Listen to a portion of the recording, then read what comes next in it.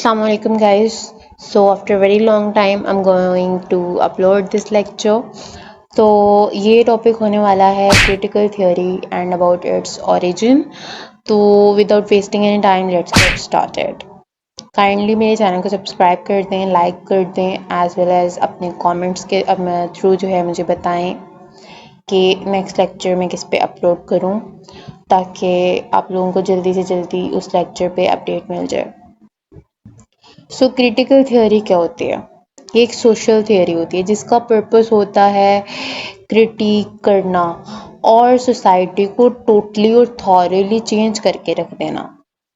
अब क्रिटिक का क्या मतलब होता है? किसी चीज़ को, किसी थियोरी को या प्रैक्टिस को क्रिटिकली वे में, एनालिटिकल वे में, डिटेल वे में जो है आप लोग एग्जामिन करते हो, इवैल्यूएट करते हो. ठीक है. So this is the basic purpose कि ये सोसाइटी को टोटली चेंज करके रख देती है. ये कैसी सोशल थ्योरी है?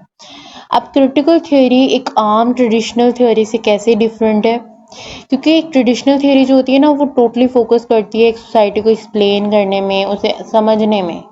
While on the other hand हमारी जो क्रिटिकल थ्योरी है वो सोसाइटी को ही पलट के रख देती है, मतलब उसे टोटली थॉरली चेंज करके रख देती है. तो इस वे में हम कह सकते हैं कि ये ट्रेडिशनल थ्योरी से टोटली डिफरेंट है. अब क्रिटिकल थ्योरी जो है ना, ये सोशल लाइफ के जो हिडन सरफेस होती है ना, उसको उसकी खोज में लग जाती है. मतलब उसको अंदर से देखती है कि how what's the dark realities of the societies, के मतलब क्या ऐसा है इसकी, इस लाइफ का, इस सोशल लाइफ का रियल ट्रूथ क्या है.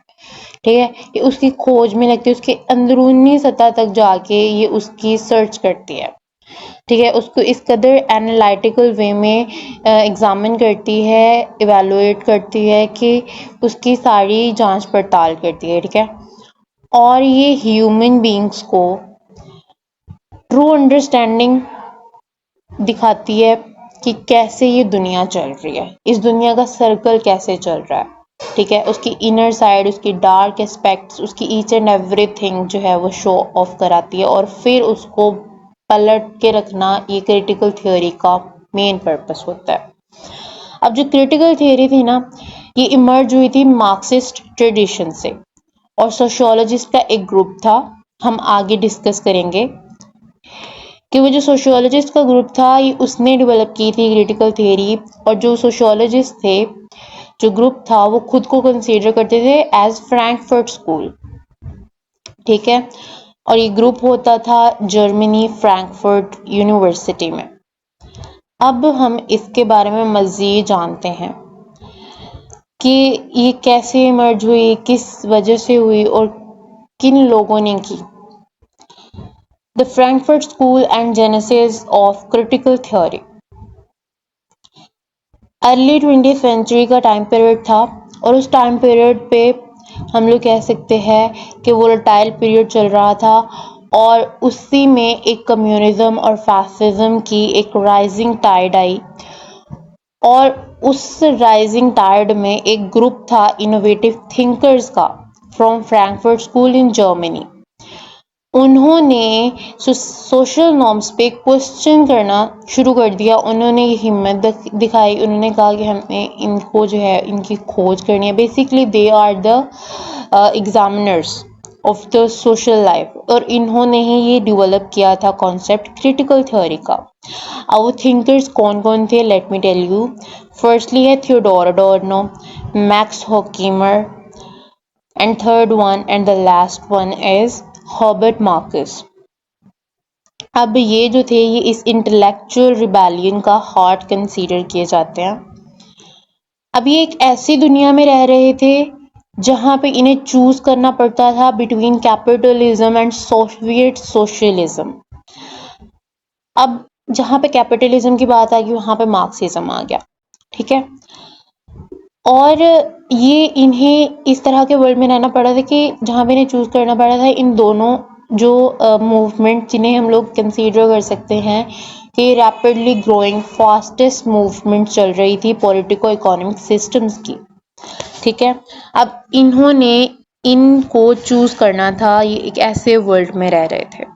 इन्होंने जो ये सिस्टम्स चल रहे थे, इनकी प्रिवेलिंग आइडियोलॉजीज को चैलेंज करना स्टार्ट कर दिया हमारे थिंकर्स ने, ठीक है। अच्छा, ये आर्ग्यू करते थे कि रियलिटी जो है ना प्योरली फॉर्म नहीं है, क्योंकि उसे ऑब्जेक्टिव फैक्ट्स के थ्रू दिखाया जाता है, एम्पिरिकल एविडेंसेस के थ्रू दिखाया जाता है। एम्पिरिकल एविडेंस कह सकते हैं साइंटिफिक वेज, ठीक है, साइंटिफिकली प्रूव्ड। और ये इनका मतलब ये इसलिए भी आर्ग्यू कर रहे थे क्योंकि एम्पिरिकल एविडेंस का मतलब होता है साइंटिफिकली प्रूव किया जाना, यानी कि एक ऐसा आइडिया कि पॉजिटिविस्ट अप्रोच के थ्रू जो है आप लोग उसे दिखाते हो, तो ये इसके ऊपर हम लोग ये यकीन नहीं रख सकते कि रियलिटी जो है वो प्योरली फॉर्म्ड है।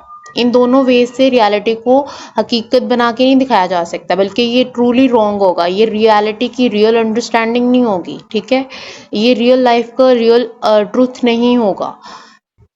बल्कि वो कहता है कि positivist approach, empirical evidence, objective facts, they are not the source of knowing about the truth, ठीक है।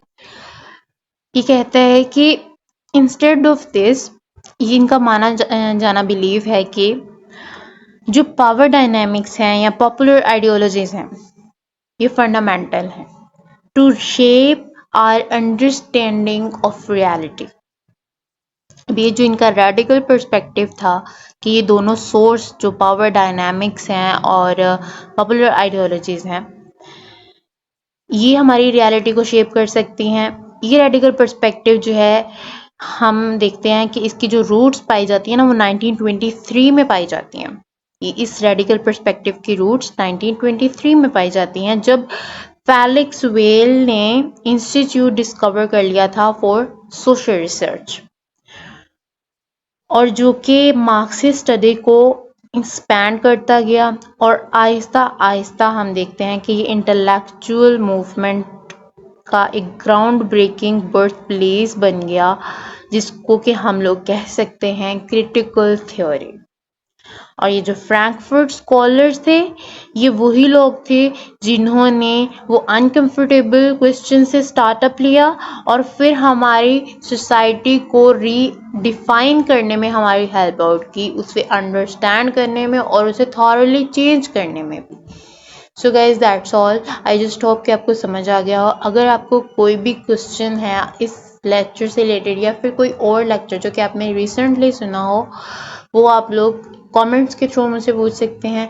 मैं आप लोगों को डेफिनेटली रिप्लाई करूँगी, और मेरे चैनल को सब्सक्राइब करना मत भूलिएगा, लाइक कीजिएगा, अपनी दुआ में याद रखिएगा, और अपने क्लास फ्रेंड से, अपने क्लास फेलो से, सबके साथ शेयर कीजिएगा। बाय बाय, दुआ में याद रखिएगा। चलती हूँ, अल्लाह हाफिज़।